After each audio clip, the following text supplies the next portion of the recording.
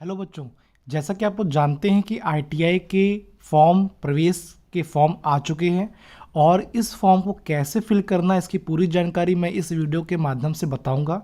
क्योंकि छात्र कई सारे बच्चे गलती कर देते हैं, तो मैं चाहूँगा कि आप लोग गलती कतई ना करें और अपने इस फॉर्म को फिल करें। अपने दोस्तों को, अपने भाइयों को, अपने बहनों को, जो भी आपके परिवार में हैं उनको आईटीआई करने के लिए प्रेरित करें, क्योंकि आईटीआई में हुनरमंद बच्चों की बहुत ज़रूरत है। तो चलिए देखते हैं किस प्रकार से हम इस फॉर्म को फिल करते हैं। यह लेटर कल के दिन आ गया था कि आप लोग अपने आईटीआई के फॉर्म फिल कर सकते हैं 7 तारीख से। तो 7 तारीख से ये आवेदन होने लगेंगे, ऑनलाइन आवेदन होंगे।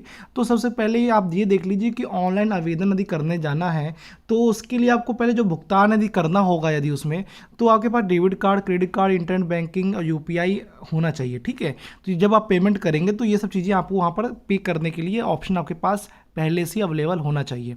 ठीक है, तो सबसे पहले करेंगे कि हम लोग कि www.scvtup.in, ठीक है, यानी कि scvtup.in पर जाना है। और जाने के बाद आप देखेंगे कि एक पेज ओपन होकर आ जाएगा और यहाँ पर साफ साफ लिखा होगा online submission of application for admission for session 2022-23 for government private ITI. तो जैसे यहाँ पर क्या करेंगे, क्लिक करेंगे। देखिए ये जो लेटर है पूरा साफ साफ है, कहीं भी कोई कन्फ्यूज़न की जरूरत नहीं है। पर क्लिक करने पर आपको क्या होगा, नया फॉर्म खुल के आ जाएगा और जब फॉर्म के साथ ही साथ आपको उसमें कुछ चीज़ें फिल करनी होंगी। फिर उसके बाद ओटीपी आ जाता है मोबाइल में, और ओटीपी किस प्रकार से आएगा तो हम आपको बताते हैं। तो पहले तो ऑनलाइन सबमिशन पर क्लिक करेंगे। उस पर क्लिक करने के बाद देखेंगे कि हमें नाम भरना है, अपना नाम भरना है। नाम भरने के बाद पिताजी का नाम भरना है, माताजी का नाम भरना है और हमेशा कैपिटल लेटर में भरना है। जैसे देखिए यहाँ लिखा हुआ अमर प्रताप, ठीक है, तो इस प्रकार से भरना है। इसके बाद देखेंगे जन्म तिथि भरनी है, कैटेगरी भरनी है और मोबाइल नंबर भरना है। उसी के पश्चात आपको ओटीपी आएगा। तो आप देख लीजिए यहाँ पर साफ साफ लिखा हुआ है यहाँ पर कि पहले अप्लीकेंट का नाम यानी खुद का नाम, फादर नेम, मदर नेम, यहाँ पर हिंदी से अपने आप आ जाएगा। और देखिए यहाँ पर क्या लिखा हुआ है, डेट ऑफ बर्थ है और यहाँ पर पूरी डेट ऑफ बर्थ लिखी गई है। फिर कैटेगरी है, जो भी कैटेगरी हो, मोबाइल नंबर यहाँ पर एंट्री करेंगे और सेंड ओटीपी कर देंगे। फिर जब सेंड ओटीपी कर देंगे तो ओटीपी को हम लोग क्या करते हैं, वेरीफाई करते हैं। तो देख पा रहे होंगे दूसरे पेज में क्या होगा, वेरीफाई करने के लिए आ गया है। ठीक है, यानी कि जो ओटीपी आया तो ओटीपी डाला, फिर क्या कर दिया, वेरीफाइड एंड प्रोसीड कर दिया, यानी कि आगे की ओर बढ़ा देंगे। तो इस प्रकार से ये पहला चरण हमारा कंप्लीट हो जाएगा। इसके बाद क्या करना होगा कि जो नेक्स्ट चीज़ खुल के आएगी तो उसमें लिखा हुआ आगे की प्रक्रिया हम लोग को पूरी करनी है। तो राजकीय में एडमिशन लेना है कि निजी में कि दोनों में। तो यदि आपको राजकीय में ही आपको एडमिशन लेना है यानी गवर्नमेंट में लेना है तो आप उसमें क्लिक करके सबमिट कर देंगे। देखिएगा लिखा हुआ सबमिट। सबमिट करने के बाद देख पा रहे होंगे यहाँ पर क्या होगा, देखिए अब क्या होगा कि आपको पेमेंट भी करना होगा।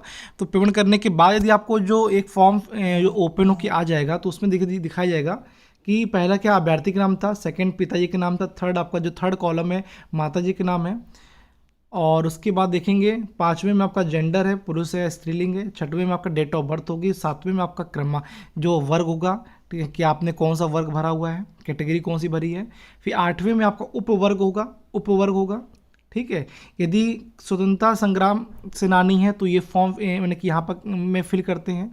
सेवारत रहे हैं, भूतपूर्व सैनिक रहे हैं तो ये, और शारीरिक रूप से दिव्यांग हैं तो ये। देखिए सबसे बच्चे गलती इसी पॉइंट में ही करते हैं, इसी जगह करते हैं, क्योंकि यदि वो विकलांग है तो वो लगाते नहीं है अपना सर्टिफिकेट, यदि स्वतंत्रता सेनानी है तो लगाते नहीं है, और गलती से लगा भी देते हैं और वो होते ही नहीं है। तो सबसे बड़े इंपॉर्टेंट है कि 8, यहाँ से कई सारे बच्चों लोग को निराशा मिलती है जब फॉर्म फिल कर देते हैं। अब 9वें में आता है जो दिव्यांगता का प्रकार क्या है। ठीक है, यदि आप दिव्यांग है तो आप फिल करिए, नहीं है तो कोई दिक्कत नहीं, वो ब्लैंक छोड़ना पड़ता है। फिर माइनॉरिटी केस में आप हैं तो वो क्लिक करिए। 11वें में आधार कार्ड है, अपने आधार कार्ड नंबर डालने होंगे। आधार कार्ड के बाद 12वें में मोबाइल नंबर देखिए उस पर शो कर रहा होगा।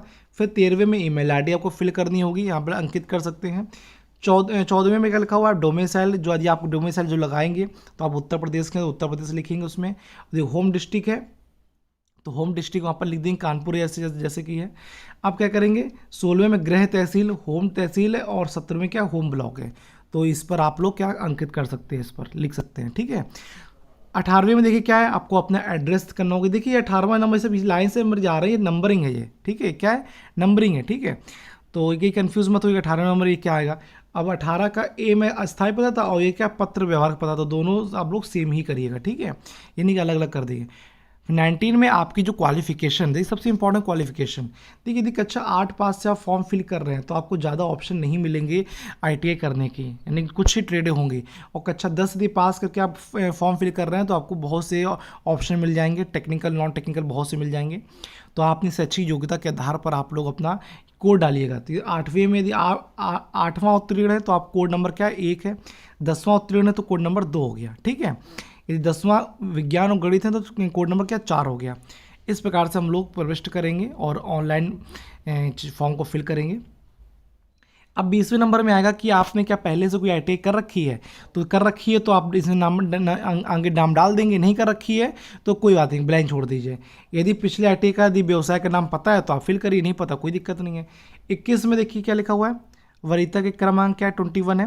राजकीय आईटीआई के प्रवेश प्रक्रिया सम्मिलित होने वाले अभ्यर्थी अपना निर्धारित वरीयता का विकल्प चयन करेंगे। अब वो क्या वो खिलाड़ी रहे हैं राज्य स्तरीय, क्या वो कोई कर्मचारी के पुत्र रहे हैं इसी डिपार्टमेंट में, या आपको अविवाहित या विधवा इस प्रकार से है, तो या कोई उद्योग के नामित बच्चे हैं, तो इस प्रकार से यहाँ पर हम लोग वरीयता सेट करते हैं, ठीक है। और यदि है खिलाड़ी तो हमें आप उसका ना चीज़ हमें एंट्री करनी पड़ेगी। और 22वें नंबर में आता है फोटोग्राफ। द फोटोग्राफ का जो साइज़ है वो 50 KB, अधिकतम साइज़ 50 KB होनी चाहिए और ये फाइल JPEG फॉर्मेट में होनी चाहिए, ठीक है, स्कैंड हो।